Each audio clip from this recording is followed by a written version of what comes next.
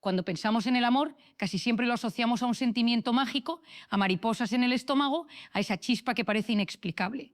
Pero la verdad es que detrás de todo eso hay algo mucho más concreto: nuestro cerebro. Sí, aunque suene frío, amar también es un proceso biológico. Imagina por un momento cada palabra amable que recibes, cada gesto de cariño, cada mirada de ternura. Todo eso enciende pequeñas reacciones químicas en tu mente. Y esas reacciones son las que te hacen sentir seguridad, calma y confianza. Cuando alguien nos trata con respeto, con delicadeza, nuestro cerebro libera dopamina, la sustancia que nos hace sentir placer y motivación. Es como si dentro de nosotros se encendiera una luz que dice: esto es bueno, quiero más de esto. Por eso buscamos repetir la experiencia, por eso disfrutamos tanto de estar cerca de ciertas personas. Pero no es solo la dopamina. También aparece la oxitocina, conocida como la hormona del apego. Se activa con un abrazo, una sonrisa genuina, un gesto de comprensión. Es la que nos da esa sensación de conexión profunda, la que reduce nuestra ansiedad y nos hace confiar. Es, literalmente, la química de la unión. Ahora bien, el trato negativo también deja huella. Cuando alguien nos critica sin cuidado, nos ignora o nos hiere, lo que se dispara es el cortisol, la hormona del estrés. Esa sensación de tensión en el pecho, esa incomodidad de estar a la defensiva, viene de ahí. Si esto se repite en una relación, el cuerpo empieza a vivir en un estado constante de alerta, y eso termina desgastando no solo la relación, sino también la salud. ¿Ves lo importante que es la forma de tratar al otro? No es solo cuestión de buenos modales. Estamos influyendo directamente en su biología. Nuestro trato puede convertirse en medicina o en veneno. Y aquí hay algo más profundo. La manera en que amamos hoy está marcada por lo que aprendimos en los primeros años de vida. A eso la psicología lo llama apego. Quizás ya lo has escuchado: apego seguro, ansioso, evitativo. Pero, ¿qué significa todo esto? Cuando un niño crece sintiendo que sus necesidades emocionales son atendidas, desarrolla lo que se llama un apego seguro. Aprende que el mundo es un lugar confiable y que puede acercarse a los demás sin miedo. Esa persona, ya de adulta, suele tener relaciones estables y equilibradas. En cambio, cuando el cariño en la infancia llega de forma intermitente, a veces sí y a veces no, se genera inseguridad. Ahí nace el apego ansioso. Y en la adultez esto se traduce en personas que necesitan constantemente pruebas de amor, que temen ser abandonadas y viven con la duda de si son suficientes. Si por el contrario el niño crece en un ambiente frío, distante o con rechazo, aprende a no confiar demasiado en los demás. Es lo que se llama apego evitativo. Ya de adultos, estas personas tienden a rehuir la intimidad, a poner barreras y a mantener distancia emocional para no salir heridos. Hay algo que está matando muchas relaciones hoy en día y no siempre nos damos cuenta: la falta de presencia real. Pasamos tiempo juntos, sí, compartimos el mismo espacio, la misma mesa, incluso la misma cama, pero ¿estamos realmente presentes? O, mejor dicho, estamos de cuerpo presente, pero con la mente en otro lugar. Marían Rojas. Esta pelo repite mucho: no es la cantidad de tiempo lo que une, sino la calidad del tiempo compartido. Puedes pasar horas con alguien y no conectar en absoluto, o puedes pasar 15 minutos y sentirte profundamente cerca. La diferencia está en la presencia. Imagina esta escena. Una familia se sienta a cenar, pero cada uno está con su teléfono. Están juntos, pero no están presentes. Ahora imagina otra escena. La misma familia, 15 minutos, sin pantallas, conversando de verdad, mirándose a los ojos, riéndose. ¿Cuál de esas dos experiencias construye vínculo? Lo mismo ocurre en pareja. Muchas veces uno dice: estamos todo el día juntos, pero la pregunta es: ¿qué tan presentes estamos el uno para el otro? Estar físicamente cerca no basta si emocionalmente estamos lejos. El tiempo de calidad significa atención plena, significa dejar a un lado las distracciones y enfocarse en el otro. Y lo fascinante es que, cuando lo hacemos, el cerebro registra ese momento como significativo. Se liberan oxitocina y dopamina, y el recuerdo queda grabado como una experiencia positiva. Aquí van algunas claves sencillas para transformar el tiempo en calidad. Primero, la escucha activa. Ya lo vimos antes. Escuchar de verdad es uno de los mayores regalos. Durante esos minutos, la otra persona siente que es el centro de tu mundo. Segundo, los rituales de conexión. Ya no tienen que ser grandes planes. Puede ser un café juntos en la mañana, un paseo al final del día, leer con los hijos antes de dormir. Esos rituales repetidos crean un sentido de pertenencia y seguridad. Tercero, la desconexión digital. No se trata de demonizar la tecnología, pero sí de aprender a poner límites. Decidir que hay momentos sagrados sin pantallas, como una comida, una charla, un paseo, marca una diferencia enorme en la calidad del encuentro. Cuarto, la creatividad en lo cotidiano. No hace falta viajar al otro lado del mundo para vivir momentos especiales. Cocinar juntos, recordar anécdotas, jugar, reírse de algo tonto, son experiencias que alimentan la relación más que cualquier plan costoso. Un ejemplo sencillo, una pareja que llega agotada a casa después del trabajo. Podrían sentarse cada uno con su móvil y terminar la noche desconectados. O podrían decidir conversar 15 minutos sobre cómo se sintieron durante el día. Ese pequeño gesto repetido cambia la calidad de la relación. Y lo mismo pasa con los hijos. No recordarán cuántos regalos recibieron, pero sí recordarán cómo los mirabas cuando te contaban algo, si los escuchabas de verdad, si jugabas con ellos aunque fuera un rato. Y aquí viene un detalle clave. El tiempo de calidad no siempre significa hacer algo extraordinario. Muchas veces es simplemente estar con atención, estar con interés, estar con amor, porque la presencia real no necesita lujos, necesita intención. Cuando elegimos estar presentes, enviamos un mensaje silencioso, pero muy poderoso. Me importas, eres una prioridad en mi vida. Y eso, al final del día, es lo que todos necesitamos sentir. Así que pregúntate, ¿qué tiempo estás compartiendo con quienes amas? ¿Es tiempo de calidad o solo tiempo de rutina? Recuerda, el amor no se mide en horas, se mide en momentos de presencia real. Y esos momentos, aunque sean pocos, dejan huellas profundas que sostienen las relaciones a lo largo del tiempo. Y en casos más extremos, cuando la infancia estuvo marcada por experiencias traumáticas o caóticas, aparece el apego desorganizado. En la vida adulta, eso puede manifestarse en relaciones intensas, pero llenas de miedo, con una mezcla de deseo de cercanía y rechazo a la vez. ¿Por qué es tan importante entender esto? Porque el modo en que tratamos al otro puede reforzar sus heridas o ayudar a sanarlas. Si alguien con apego ansioso siente que lo ignoras, se dispara su inseguridad. Pero si le validas, si le escuchas, si le das confianza, poco a poco se calma. Si alguien con apego evitativo siente que lo presionas demasiado, se alejará. Pero si percibe respeto por su espacio, puede abrirse con el tiempo. El trato no es un detalle superficial, es el lenguaje invisible que habla directo al cerebro y al corazón del otro. Cada gesto cuenta.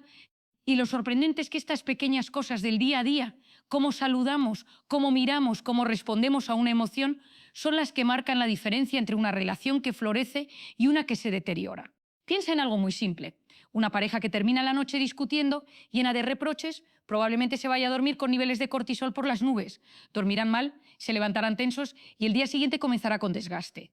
Ahora imagina esa misma pareja decidiendo reconciliarse antes de dormir con una palabra amable o un gesto de ternura.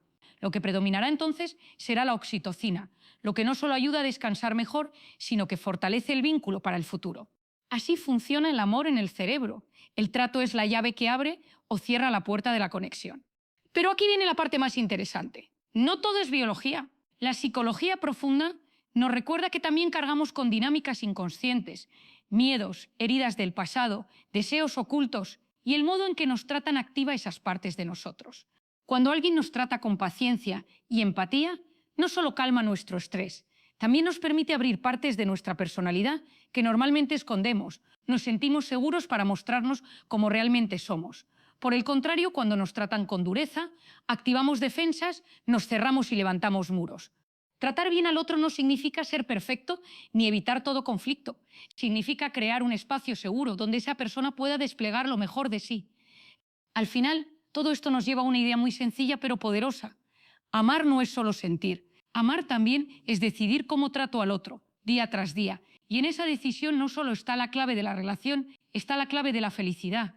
Hay algo que todos necesitamos, algo tan poderoso que puede transformar por completo una relación y sin embargo es de lo que menos recibimos en el día a día, escucha real. Piénsalo un momento. ¿Cuántas veces cuando hablas con alguien tienes la sensación de que en realidad no te está escuchando? Quizás siente con la cabeza, quizá incluso repite lo último que dijiste, pero notas que su mente está en otro lugar. Está pensando en lo que va a responder en su propio problema o directamente en el móvil que vibra en el bolsillo. La verdad es que escuchar de verdad se ha convertido en un acto casi raro en estos tiempos. Y sin embargo, cuando alguien nos escucha con atención plena, sentimos algo inmediato, nos sentimos importantes, valiosos, amados. ¿Por qué pasa esto? Porque la escucha genuina es un regalo. Cuando alguien te presta su atención completa, lo que te está diciendo en silencio es: te respeto, me importas, eres digno de mi tiempo. Y eso, en lo más profundo de nuestra mente, activa esa necesidad básica que todos tenemos de ser vistos y reconocidos. Marian Rojas. Esta lo repite en muchas ocasiones: escuchar es mucho más que oír palabras. Es entrar en el mundo emocional del otro y hacerle sentir que no está solo. Pero claro, aquí aparece la gran pregunta: ¿cómo se escucha de verdad? Lo primero es silenciar el ruido interno. Muchas veces no escuchamos porque estamos demasiado pendientes de lo que vamos a responder, queremos tener razón, queremos dar un consejo rápido o queremos contar nuestra propia experiencia. Escuchar no es eso. Escuchar es dejar de pensar en uno mismo durante unos minutos y entrar en la experiencia del otro. Lo segundo es observar más allá de las palabras. El tono de voz, los gestos, las pausas, todo eso nos da información. A veces alguien dice, estoy bien, pero sus ojos o su postura dicen exactamente lo contrario. Una escucha atenta capta esos detalles. Lo tercero es validar las emociones. Validar no significa estar de acuerdo con todo lo que el otro dice.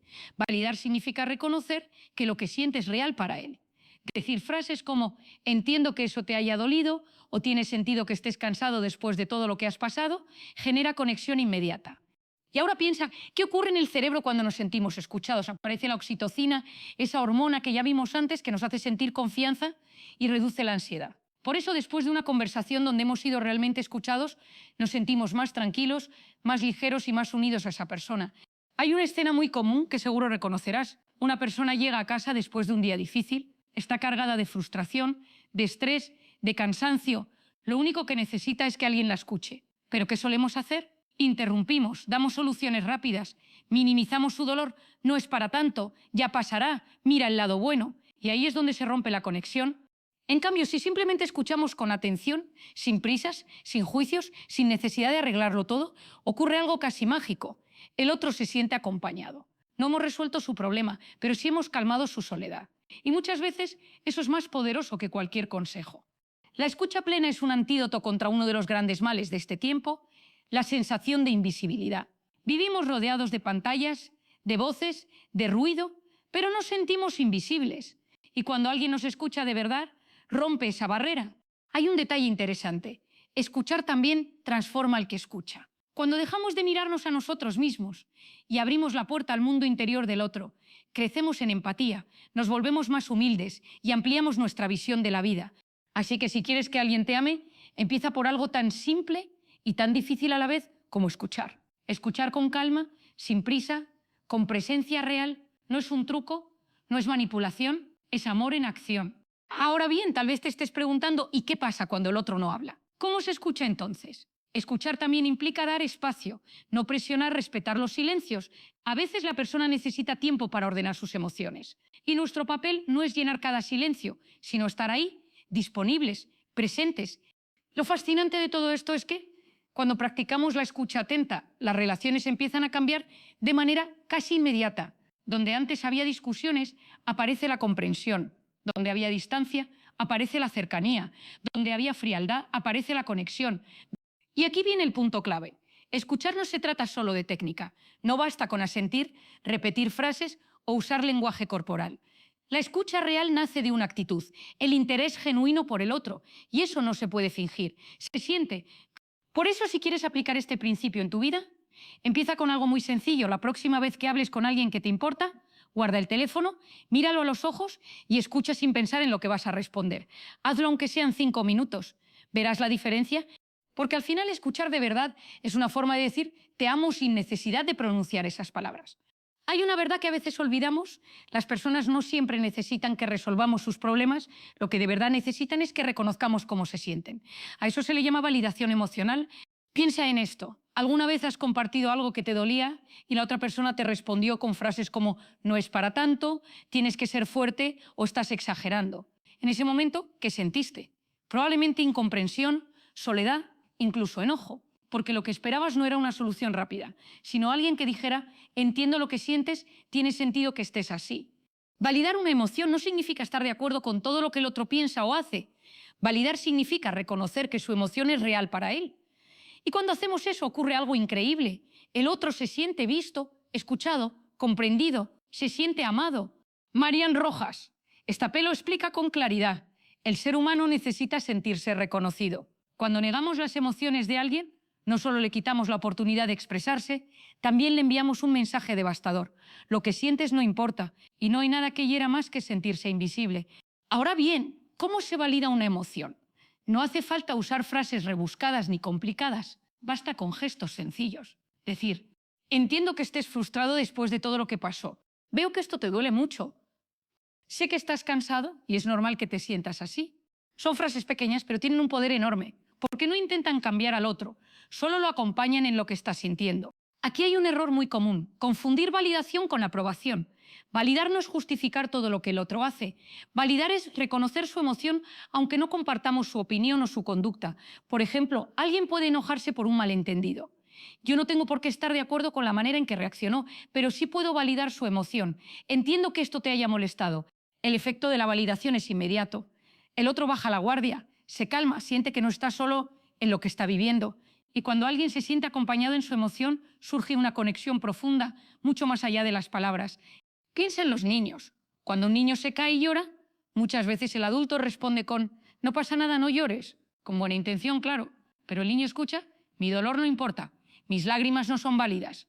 Ahora imagina que el adulto dice «te caíste y te dolió, ¿verdad? Ven, te abrazo». El dolor físico sigue ahí, pero la experiencia emocional es completamente distinta. El niño aprende que está bien sentir, que no está solo, que puede confiar. Lo mismo ocurre en la vida adulta. Cuando validamos a alguien, creamos un espacio seguro donde puede mostrar su vulnerabilidad sin miedo a ser juzgado. Y eso es la base de cualquier relación profunda. La ciencia lo confirma. Cuando alguien se siente validado, el cerebro activa regiones vinculadas con la calma y la conexión social. En cambio, cuando alguien siente que sus emociones son ignoradas o ridiculizadas, se activa la respuesta de estrés. Una vez más, vemos cómo el trato afecta directamente a la biología del amor. Ahora bien, ¿por qué nos cuesta tanto validar? Muchas veces porque estamos incómodos con la emoción del otro. Si alguien está triste, queremos animarlo rápido para no sentir esa incomodidad. Si alguien está enojado, queremos que se calme de inmediato. Pero esa prisa solo empeora las cosas. Validar requiere paciencia y empatía. Aquí tienes un ejemplo muy común en pareja. Una persona llega del trabajo agotada y dice «estoy harto, no aguanto más». El otro responde «exageras, tampoco es para tanto». ¿Qué ocurre? Se rompe la conexión. Ahora imagina que la respuesta fuera «veo que hoy fue un día muy pesado para ti, entiendo que estés cansado, no hemos dado soluciones, pero hemos creado un puente». Y ese puente, poco a poco, sostiene el amor. La validación también es esencial en momentos de conflicto. Muchas discusiones se alargan porque ninguno valida al otro. Ambos se esfuerzan por defender su punto de vista, pero nadie reconoce la emoción del otro. Y ahí se quedan atrapados, como en un círculo vicioso. En cambio, cuando una de las partes se atreve a decir «entiendo que estés enojado porque sentiste que no te tuve en cuenta», algo cambia. La tensión baja y se abre espacio para el diálogo real. Lo fascinante de la validación es que no solo transforma al que la recibe, también transforma al que la ofrece. Porque al validar aprendemos a mirar más allá de la superficie, a conectar con la humanidad del otro. Nos volvemos más compasivos, más pacientes, más conscientes. Así que si quieres que alguien te ame, no pienses solo en grandes gestos o en frases románticas. Empieza con algo sencillo, valida lo que siente, hazle saber que su emoción importa, que lo que vive tiene sentido. Ese pequeño acto, repetido día tras día, construye una confianza tan fuerte que se convierte en el verdadero pegamento del amor. Dicen que las palabras son como cuchillos, pueden herir o pueden sanar. Y es cierto, lo que decimos y sobre todo cómo lo decimos tiene un impacto directo en el corazón de las personas que amamos. Piénsalo por un momento. ¿Recuerdas alguna frase que alguien te dijo hace años y todavía te duele? O al contrario, alguna palabra sencilla que alguien te regaló y que aún hoy te da fuerza. Eso es el poder del lenguaje. Y en una relación ese poder se multiplica. Marian Rojas, Estapé, insiste mucho en esto. La comunicación puede ser un puente o un muro. Todo depende de la forma en que usamos nuestras palabras. Aquí entra en juego un concepto fundamental: la comunicación no violenta. No se trata de hablar siempre en tono dulce o de evitar los conflictos. Se trata de aprender a expresar lo que sentimos sin atacar al otro, de hablar desde nuestras emociones y necesidades en lugar de acusar o culpar. La mayoría de las discusiones empiezan así: «Tú nunca haces esto, siempre me ignoras, es tu culpa que esté así». Fíjate en el detalle. Todas esas frases empiezan con un tú acusador. El otro, al escucharlas, siente que está bajo ataque. ¿Qué hace? Se defiende. Y así comienza el choque. La comunicación no violenta propone cambiar el enfoque. En vez de decir «tú nunca me escuchas», podemos decir «cuando estoy hablando y miras el teléfono, me siento ignorado». ¿Notas la diferencia? Ya no es un ataque, es una expresión de cómo me siento. Y eso abre la puerta al diálogo. Lo mismo ocurre con frases como «siempre llegas tarde, eres un desastre». Esa forma de hablar genera resentimiento. Si en lugar de eso decimos «cuando llegas tarde, me siento poco importante, porque pensé que este momento era valioso para los dos», la conversación cambia de rumbo. El lenguaje positivo no significa ocultar lo que nos molesta, sino expresarlo de una manera que construye en vez de destruir. Y aquí hay algo fascinante. El cerebro reacciona de forma distinta según las palabras que recibe. Un lenguaje duro, lleno de críticas y reproches, activa la amígdala, la zona del cerebro que se encarga de la alerta y el miedo. Es como si el cuerpo dijera, estoy en peligro. Pero cuando usamos un lenguaje calmado, respetuoso y positivo, activamos zonas relacionadas con la confianza y la conexión. Es decir, nuestras palabras literalmente cambian la química del otro. Por eso es tan importante cuidar no solo lo que decimos, sino el tono, los gestos, el momento. Una misma frase puede sonar comprensiva o puede sonar irónica y el efecto será completamente distinto. Aquí va un ejemplo cotidiano. Imagina que tu pareja olvidó sacar la basura. Si dices siempre igual, no se puede confiar en ti, lo que generas es distancia. Pero si dices olvidaste sacar la basura, ¿quieres que lo hagamos juntos ahora? El mensaje es claro, pero no hay ataque. Estás comunicando la misma situación, pero con un lenguaje que une en lugar de dividir. Lo interesante es que el lenguaje positivo también tiene un efecto acumulativo. No se trata de una frase bonita de vez en cuando, sino de crear un ambiente en el que predominen las palabras que animan, reconocen y apoyan. Cuando en una relación el balance de palabras positivas es mayor que el de críticas, el vínculo se fortalece. Esto no significa evitar toda crítica, a veces necesitamos señalar lo que nos molesta, pero incluso ahí podemos elegir cómo hacerlo. Podemos criticar la acción sin atacar la identidad de la persona. En lugar de, eres un egoísta, podemos decir, cuando no tienes en cuenta mi opinión, me siento apartado. La diferencia es enorme. Marian suele decir que detrás de cada conflicto hay una necesidad no expresada. Y la comunicación no violenta nos ayuda a descubrir cuál es esa necesidad. Cuando dejamos de atacar y empezamos a hablar desde lo que sentimos, el otro ya no se siente en guerra. Se siente invitado a comprender. Y si a todo esto le añadimos el lenguaje positivo, el efecto es aún más poderoso. Una palabra de reconocimiento sincero puede hacer que el otro se sienta valorado. Decir, gracias por lo que hiciste, me encanta cómo resolviste esto, estoy orgulloso de ti, son frases que alimentan el amor. Lo curioso es que muchas veces pensamos esas cosas, pero no las decimos. Nos acostumbramos a dar por hecho lo bueno y a señalar solo lo malo. Pero las relaciones no crecen con silencios, crecen con palabras que refuerzan lo que funciona, no solo con críticas de lo que falta. Así que aquí tienes una clave práctica. Antes de hablar, pregúntate 3 cosas. Lo que voy a decir es cierto. Lo que voy a decir es necesario. Lo que voy a decir se puede expresar de forma amable.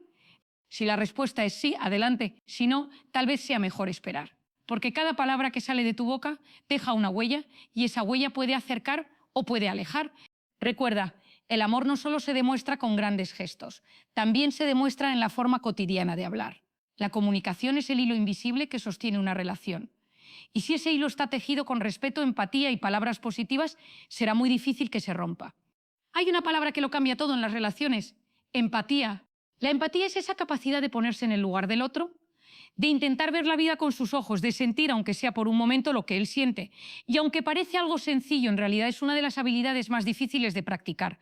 Porque, seamos honestos, la mayoría de las veces escuchamos y reaccionamos desde nuestro propio punto de vista. Juzgamos al otro con nuestras experiencias, nuestras heridas, nuestra manera de interpretar el mundo. Pero la empatía exige algo más: dar un paso al lado de nuestro ego y abrirnos a la realidad del otro. Imagina esto: alguien cercano llega a casa enfadado. Podríamos responder con juicio, otra vez de mal humor, siempre lo mismo. O podríamos responder con empatía: sé que tuviste un día duro, entiendo que estés irritable. El resultado cambia por completo. En el primer caso, la persona se siente atacada y se encierra aún más. En el segundo, se siente comprendida y eso calma automáticamente su estado emocional.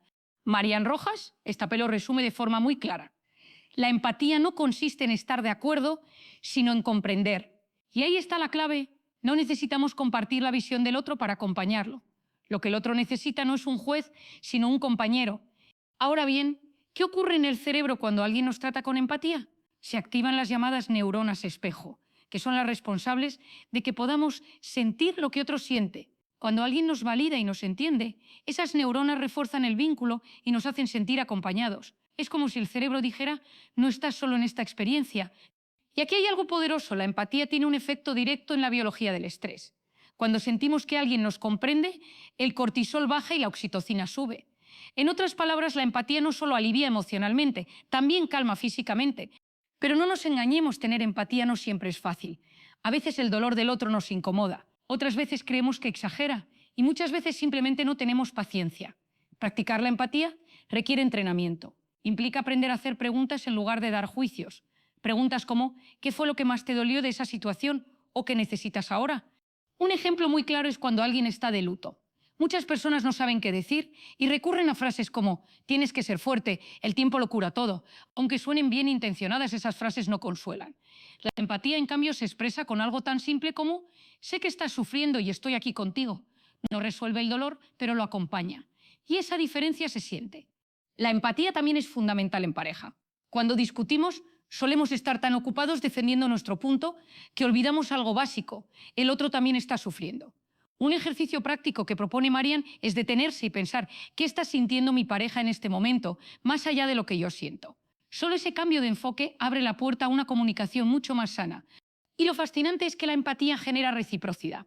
Cuando alguien se siente comprendido, tiende a responder con más comprensión. Es un círculo virtuoso. Por eso, las relaciones que cultivan la empatía crecen en confianza y en conexión profunda. Pero hay algo más. La empatía no significa perderse en el dolor del otro ni cargar con todo. Se trata de acompañar sin anularse. Por eso muchas veces necesitamos combinar empatía con límites sanos. Podemos decir, entiendo tu enojo y al mismo tiempo necesito que me hables con respeto. Eso es empatía con firmeza. Y es una de las formas más maduras de amar. Ahora, piensa en alguien que realmente te hizo sentir comprendido alguna vez. Quizá fue un amigo, un profesor, un familiar. ¿Recuerda esa sensación? Probablemente no te dio una solución mágica, pero su empatía quedó grabada en tu memoria. Y ese recuerdo sigue siendo una fuente de fuerza hoy. Así funciona la empatía. Deja huellas invisibles que sostienen las relaciones a largo plazo. Si quieres que alguien te ame, practica la empatía. No desde la teoría, sino desde lo concreto. Escucha sin juzgar, valida lo que siente, intenta mirar el mundo con sus ojos. Tal vez no entiendas del todo su experiencia, pero el simple hecho de intentarlo ya es un acto de amor profundo. Porque al final, la empatía es la base de toda conexión real. Sin empatía, las relaciones se vuelven frías, mecánicas, superficiales. Con empatía, en cambio, se transforman en espacios donde ambos pueden crecer y sentirse seguros. Hay algo que puede arruinar una relación en cuestión de segundos: la falta de autocontrol. ¿Cuántas veces hemos dicho palabras de las que luego nos arrepentimos? ¿Cuántas veces el estrés del trabajo, de la vida diaria o de una preocupación interna termina explotando justo contra las personas que más queremos? El problema no es sentir estrés. Todos lo sentimos, el problema es no saber gestionarlo y descargarlo en el lugar equivocado. Cuando estamos bajo estrés, nuestro cerebro libera cortisol y adrenalina. Entramos en modo supervivencia y en ese estado lo que buscamos no es conectar, sino defendernos. Decimos cosas sin pensar, levantamos la voz, damos portazos. Después, cuando el cortisol baja, llega la culpa. Pero ya dejamos una herida en el otro. Aquí está la clave: aprender a reconocer nuestro propio estado interno antes de hablar o actuar. Si llegas a casa agotado, frustrado, lleno de tensión, lo primero no es discutir con tu pareja o reprender a tus hijos. Lo primero es darte un respiro, tomar aire, darte unos minutos, incluso decir necesito un momento para calmarme antes de hablar. Eso que parece pequeño evita muchos conflictos innecesarios. Marian Rojas. Esta explica que el estrés no solo afecta a nuestra mente, también afecta a nuestro cuerpo. Dormimos peor, nos enfermamos más, nos volvemos más irritables y, como consecuencia, la relación se resiente. Por eso, cuidar la gestión del estrés es también cuidar el amor. Un error muy común es creer que el autocontrol significa reprimir emociones. No. Autocontrol es reconocer lo que sentimos, pero decidir cómo lo expresamos. Puedo estar enojado, puedo estar cansado, pero no tengo por qué gritar o herir. Puedo decirlo de otra forma: estoy molesto y necesito unos minutos. Es muy distinto a siempre haces lo mismo, me tienes harto. Imagina esta escena. Dos personas discuten. Una de ellas siente que está a punto de explotar. Si sigue, probablemente dirá cosas dolorosas, pero si esa persona respira, se calla un momento y pospone la discusión hasta estar más calmada, la relación se salva de un daño innecesario. A eso se le llama madurez emocional. Y no es fácil, claro que no, porque cuando el cortisol sube, el cuerpo pide descargar la tensión. Pero ahí es donde entra el entrenamiento. Practicar técnicas simples como la respiración profunda, el ejercicio físico o incluso escribir lo que sentimos antes de hablar puede marcar la diferencia. El autocontrol también implica distinguir qué es mío y qué no es del otro. A veces descargamos frustraciones que ni siquiera tienen que ver con esa persona. El jefe nos habló mal, el tráfico nos puso nerviosos y acabamos explotando en casa. Pero el otro no tiene la culpa de lo que pasó afuera. Hacer consciente esto nos ayuda a frenar antes de proyectar nuestro malestar. Marian recuerda a menudo que el amor necesita un ambiente de seguridad. Y no puede haber seguridad si el otro nunca sabe con qué versión de nosotros se va a encontrar. Si un día soy paciente y al otro exploto sin razón, la relación se vuelve un campo minado. El autocontrol ofrece estabilidad y esa estabilidad se traduce en confianza. Hay una frase que lo resume muy bien. No eres responsable de lo que sientes, pero sí de lo que haces con lo que sientes. Esa es la esencia del autocontrol. Y aquí va un dato interesante. Cuando practicamos autocontrol, no solo protegemos al otro, también nos protegemos a nosotros mismos. Porque cada vez que explotamos, el cerebro refuerza esa vía de reacción rápida. Es decir, cuanto más nos dejamos llevar por los impulsos, más difícil se hace controlarlos después. En cambio, cada vez que decidimos frenar, estamos entrenando a nuestro cerebro para responder con más calma la próxima vez. El autocontrol y la gestión del estrés no se aprenden de un día para otro, es un hábito. Pero cuanto más lo practicamos, más fácil se vuelve. Y el efecto en las relaciones es impresionante. Menos discusiones innecesarias, más respeto, más confianza. Si quieres que alguien te ame, cuida la forma en que manejas tu estrés. No dejes que el cansancio, la prisa o la frustración arrasen con lo que estás construyendo. Respira, pausa, aprende a esperar, porque muchas veces lo que daña no es el problema en sí, sino cómo reaccionamos a él. Hay algo que muchas veces subestimamos en las relaciones, los pequeños gestos. Creemos que el amor se sostiene en grandes declaraciones, en momentos extraordinarios, en sorpresas gigantes, pero la verdad es otra. Lo que mantiene vivo el amor son los detalles cotidianos. Piensa en esto. ¿Qué recuerdas más de alguien que amas? ¿El regalo caro o aquella nota inesperada que decía confío en ti? ¿La gran cena de aniversario o ese café preparado en silencio, un día cualquiera, solo para hacerte la mañana más fácil? Son los detalles los que marcan la diferencia.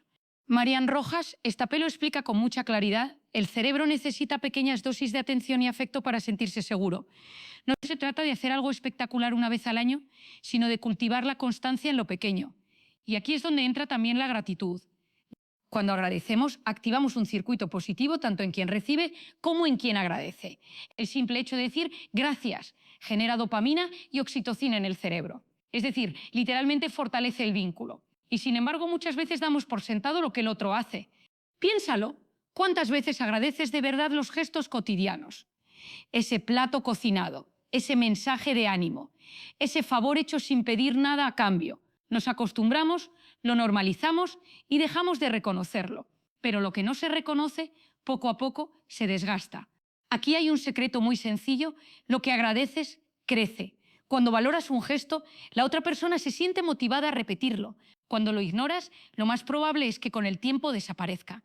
Un ejemplo concreto: una madre prepara cada día la merienda para su hijo adolescente. El chico rara vez dice gracias, lo da por hecho. La madre, aunque lo hace con amor, siente que su esfuerzo pasa desapercibido. Ahora imagina que ese hijo un día dice: mamá, gracias por prepararme esto cada tarde, sé que lo haces con cariño. Ese simple gesto cambia todo. Lo que era rutina se convierte en vínculo. Lo mismo pasa en pareja. No se trata de flores cada semana ni de viajes sorpresa. A veces basta con mirar a los ojos y decir gracias por estar, gracias por acompañarme, gracias por lo que haces cada día. Y aquí entra otro punto clave. Los detalles no siempre son cosas materiales. A veces son actitudes. Escuchar con paciencia, recordar una fecha importante, mandar un mensaje inesperado. Son esas pequeñas señales las que dicen pienso en ti, te tengo presente, me importas. Ahora bien, ¿por qué los detalles y la gratitud son tan poderosos? Porque rompen con la rutina automática. En la vida diaria es fácil entrar en piloto automático, trabajar, cumplir, sobrevivir. Los detalles son como destellos que despiertan al otro, que le recuerdan que sigue siendo especial, que no es invisible. Lo fascinante es que este hábito también transforma a quien lo practica. Cuando somos agradecidos y atentos a los pequeños gestos, entrenamos nuestro cerebro para fijarse más en lo positivo que en lo negativo. Y eso mejora no solo nuestras relaciones, sino también nuestro bienestar personal. Claro, aquí aparece una objeción común, pero si yo siempre estoy pendiente de los detalles y nunca me agradecen, ¿qué hago? La respuesta es clara. Los detalles y la gratitud no deben usarse como moneda de cambio, sino como un estilo de vida. Lo haces porque amas, no porque esperas algo a cambio.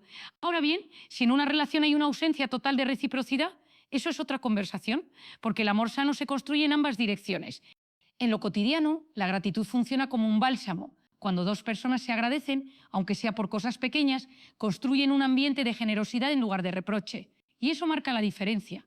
Un ejercicio práctico: cada noche piensa en 3 cosas por las que estás agradecido a la persona que amas. No tienen que ser grandes logros, pueden ser cosas sencillas. Y si puedes, exprésalas en voz alta, hazlo durante una semana y observa cómo cambia la dinámica de la relación. Porque al final lo que sostiene el amor no son los momentos extraordinarios, sino la suma de detalles ordinarios hechos con cariño. Y esos detalles, acompañados de gratitud, son la gasolina invisible que mantiene el motor de las relaciones encendido. Así que, si quieres que alguien te ame, no te obsesiones con grandes gestos. Empieza por lo pequeño, un mensaje, un gracias, un detalle inesperado. Puede que parezca mínimo, pero en el corazón del otro se convierte en algo enorme. Si hay un pilar que sostiene cualquier relación sana, es la confianza. Sin confianza, el amor se vuelve frágil, lleno de dudas, inseguridades y reproches. Con confianza, en cambio, todo fluye con más libertad, porque el otro se siente seguro de que está a tu lado alguien en quien puede apoyarse. Pero la confianza no aparece de la nada. No basta con decir «confía en mí». La confianza se construye poco a poco con acciones concretas y repetidas en el tiempo. Y lo más importante, se puede perder en segundos si no se cuida. Marian Rojas. Esta lo explica de forma muy clara. La confianza se gana con coherencia. Es decir, con la capacidad de que lo que dices y lo que haces vayan de la mano. Cuando tus palabras prometen una cosa, pero tus actos muestran otra, el cerebro del otro entra en alerta. Y una vez que la confianza se rompe, recuperarla exige un esfuerzo enorme. Piénsalo. ¿Qué te hace confiar en alguien? Probablemente no una gran promesa, sino esos pequeños actos de consistencia, que cumple lo que dice, que respeta tus tiempos, que guarda lo que le confías en privado. Ahora bien, ¿cómo se construye la confianza paso a paso? Aquí van algunas claves prácticas. Primera clave, la honestidad. Decir la verdad, incluso cuando incomoda, fortalece la relación. No significa decirlo todo sin filtros, sino evitar la mentira y la manipulación. La verdad duele a veces, pero la mentira hiere más y deja cicatrices profundas. Segunda clave, la coherencia. Si prometes algo, cúmplelo. No se trata de ser perfecto, sino de mostrar compromiso. Si no puedes cumplir, mejor no prometer. El otro necesita saber que tus palabras tienen peso. Tercera clave, la confidencialidad. Si alguien comparte contigo una emoción, un secreto, una vulnerabilidad, esa confianza es sagrada. Romperla no solo daña la relación, también hace que la persona se cierre y le cueste volver a confiar. Cuarta clave, la presencia. Estar disponible cuando el otro lo necesita, aunque sea en pequeños momentos, construye seguridad. No es cuestión de estar siempre, pero sí demostrar que puede contar contigo en lo importante. Un ejemplo sencillo. Imagina que un amigo te pide ayuda para un proyecto y dices que lo apoyarás. Si luego lo olvidas o lo dejas plantado, no solo fallaste en el proyecto, también dañaste la confianza. Pero si cumples, aunque sea en un gesto pequeño, ese amigo sabrá que tus palabras tienen valor. La confianza también se construye en pareja con actos muy simples. Ser puntual, respetar acuerdos, mostrar transparencia en decisiones. Y cada vez que cumples, el otro se relaja. En su cerebro baja el cortisol y aumenta la sensación de seguridad. Ahora hablemos del otro lado, la pérdida de confianza. Todos sabemos que cuesta años construirla y segundos destruirla. Una mentira, una traición, una incoherencia repetida y de pronto el vínculo se tambalea. Reconstruirlo es posible, pero exige paciencia, humildad y muchas pruebas concretas de cambio. No basta con pedir perdón, hay que demostrar con hechos que uno está dispuesto a recuperar lo que se rompió. Y aquí viene un punto clave. La confianza no solo se construye en el otro, también en uno mismo. Si no confías en ti, si no eres capaz de mantener tus propios compromisos, difícilmente podrás inspirar confianza en alguien más. El amor propio y la disciplina personal son la base desde donde se proyecta la seguridad hacia afuera. Lo interesante es que, cuando la confianza está presente en una relación, todo se vuelve más ligero. No necesitas controlar al otro, no vives con ansiedad constante, no revisas cada detalle buscando una amenaza, simplemente descansas en la certeza de que el otro está contigo de manera honesta. Y eso es lo que permite que el amor crezca sin cadenas. Recuerda esto, la confianza se construye con miles de actos pequeños, pero se derrumba con muy pocos errores grandes. Por eso vale la pena cuidarla como un tesoro. Así que, si quieres que alguien te ame de verdad, preocúpate menos por las palabras bonitas y más por la coherencia de tus actos. Porque en el fondo, la mayor declaración de amor es esta: puedes confiar en mí. Hay algo que muchas veces no decimos en voz alta, pero que todos sabemos en lo más profundo. Nuestras relaciones actuales no empiezan en el presente, empiezan en nuestro pasado. Cada herida, cada abandono, cada palabra dura que recibimos de pequeños deja una huella, y esas huellas viajan con nosotros, aunque no siempre seamos conscientes de ello. Cuando amamos hoy, lo hacemos con todo lo que somos y con todo lo que vivimos antes. Marian Rojas, esta lo explica de manera sencilla: nadie llega en blanco a una relación. Todos cargamos mochilas invisibles con experiencias, miedos y heridas. Y esas mochilas influyen en cómo tratamos al otro y en cómo interpretamos su trato hacia nosotros. Imagina a alguien que de niño se sintió constantemente rechazado. Ya adulto, cuando su pareja tarda en contestar un mensaje, lo interpreta como abandono. No es que el retraso sea grave en sí mismo, lo que ocurre es que activa esa herida antigua de no soy importante. Otro ejemplo, alguien que vivió con padres muy críticos puede entrar en modo defensivo cuando recibe la mínima observación, porque en su mente resuena aquel eco del pasado, nunca seré suficiente. Aquí está la clave. Si no sanamos esas heridas, terminamos proyectándolas en nuestras relaciones actuales. Pedimos al otro que cure lo que nosotros aún no hemos trabajado, y esa carga puede ser demasiado pesada. Ahora bien, ¿cómo se empiezan a sanar esas heridas? Primer paso, reconocerlas. Muchas veces vivimos en piloto automático reaccionando sin entender de dónde vienen nuestras emociones. Detenerse y preguntarse ¿por qué me duele tanto esto? ¿Qué parte de mi historia toca? Es fundamental. Segundo paso, poner nombre a lo vivido. Nombrar la herida le quita poder. Decir fui un niño que no se sintió visto, viví con miedo constante al rechazo. Es un acto de valentía, no para quedarse en el victimismo, sino para entender de dónde viene ese dolor. Tercer paso, buscar ayuda si es necesario. A veces necesitamos la mirada de un terapeuta, un guía espiritual o una persona de confianza que nos acompañe en este proceso, porque sanar no siempre se puede hacer en soledad. Cuarto paso, practicar el perdón. Y aquí es importante aclarar, perdonar no es justificar lo que pasó ni olvidar el daño. Perdonar es liberar el peso que llevamos dentro, dejar de ser esclavos del rencor. El perdón no cambia el pasado, pero transforma nuestro presente.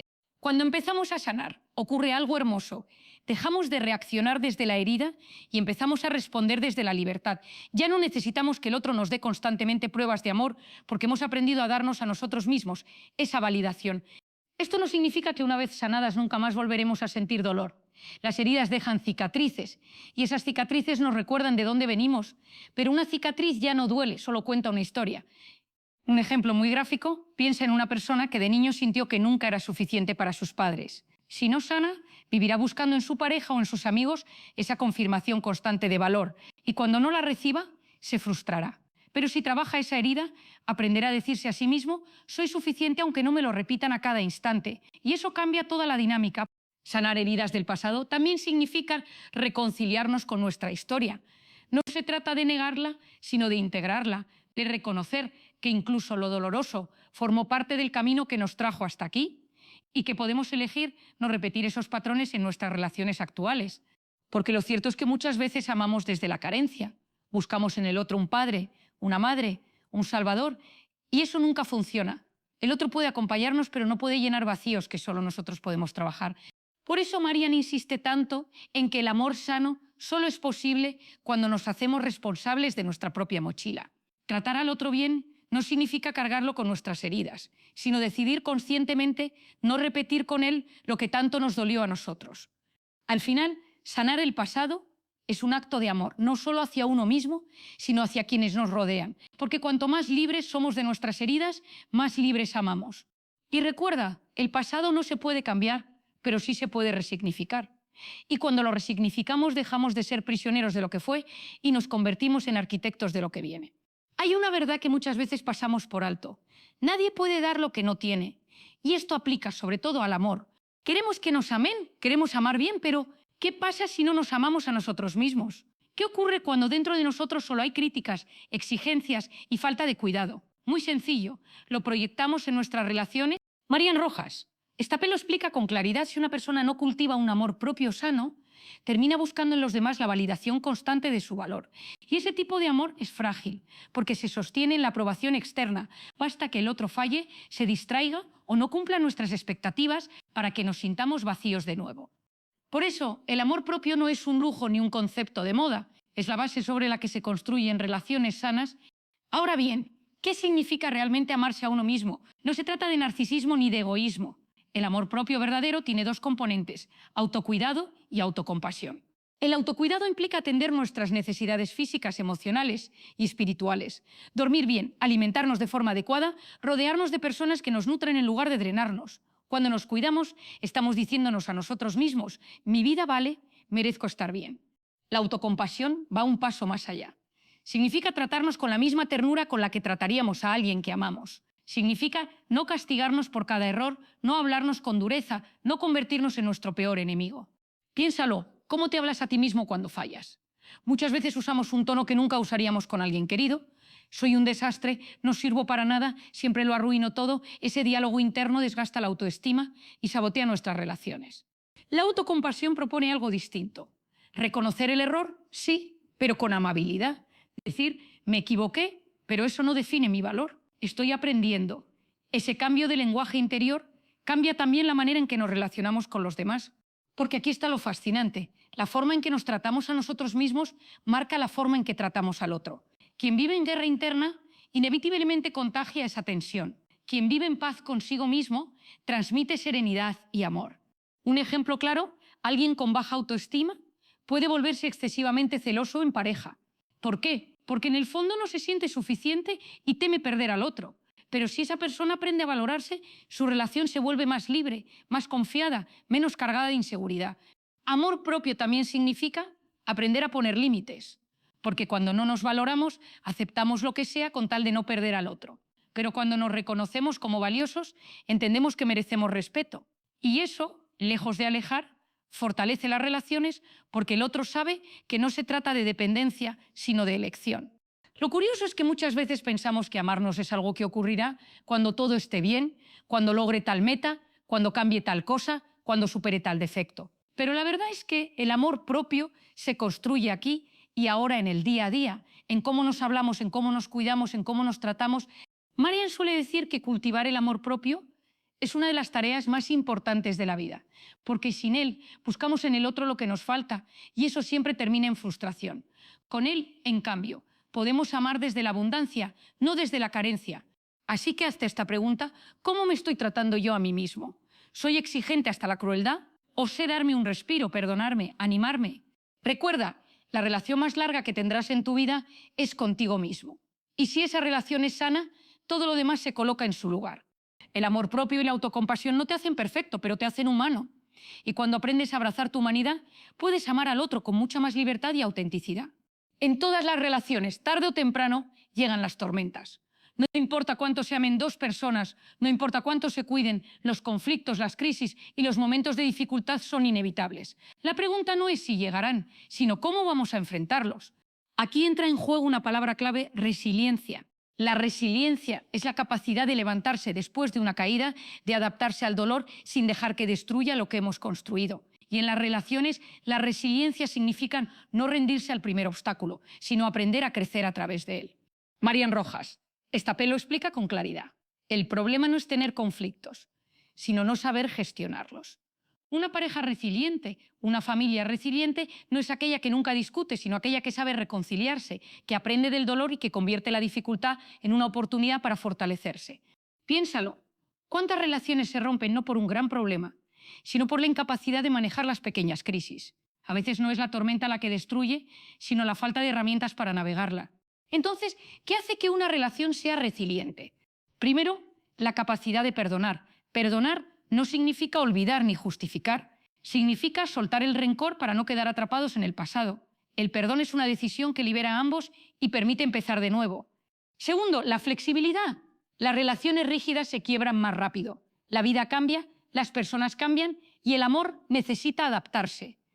Ser flexible es aceptar que el otro no siempre será como imaginamos y que aprender a negociar es parte de la madurez. Tercero, el compromiso. Una relación resiliente no se abandona a la primera dificultad. Se sostiene en la decisión de seguir intentándolo, de trabajar juntos para superar la crisis. Y esto no es aguantar cualquier cosa, sino tener claro que el amor también se cultiva en los días difíciles. Un ejemplo real: una pareja puede atravesar una crisis económica. El estrés, la incertidumbre y la presión pueden generar discusiones constantes. Una relación frágil se rompe en ese punto. Pero una relación resiliente busca soluciones, se apoya mutuamente y al salir de la crisis, la unión es más fuerte que antes. Otro ejemplo, un malentendido entre amigos: si ninguno está dispuesto a escuchar y perdonar, la amistad muere. Pero si ambos eligen hablar con honestidad, pedir perdón y reconstruir, esa amistad se vuelve más sólida que nunca. La resiliencia también se entrena. No es un don con el que se nace, es una actitud que se aprende. Y se aprende cultivando hábitos como la comunicación abierta, la empatía y la gratitud, que ya hemos mencionado antes. Lo fascinante es que la resiliencia no solo transforma la relación, también transforma a las personas, porque superar juntos Una crisis nos enseña que somos más fuertes de lo que creíamos. Nos une en un nivel más profundo porque sabemos que podemos contar con el otro incluso en los peores momentos. Y aquí viene algo importante. La resiliencia no significa aguantar todo. Hay situaciones de abuso, maltrato o falta total de respeto donde lo más resiliente es poner un límite y alejarse. Resiliencia no es aguantar lo inaguantable, es aprender a distinguir qué merece ser reparado y qué no. Marian lo resume de manera muy sencilla. El amor maduro no es el que nunca tropieza, sino el que sabe levantarse una y otra vez. Así que si quieres construir una relación que dure, recuerda esto. No busques una vida sin problemas, busca una vida con resiliencia. Porque al final, lo que define la fuerza de un vínculo no es cuántos días felices tuvo, sino cómo enfrentó los días difíciles.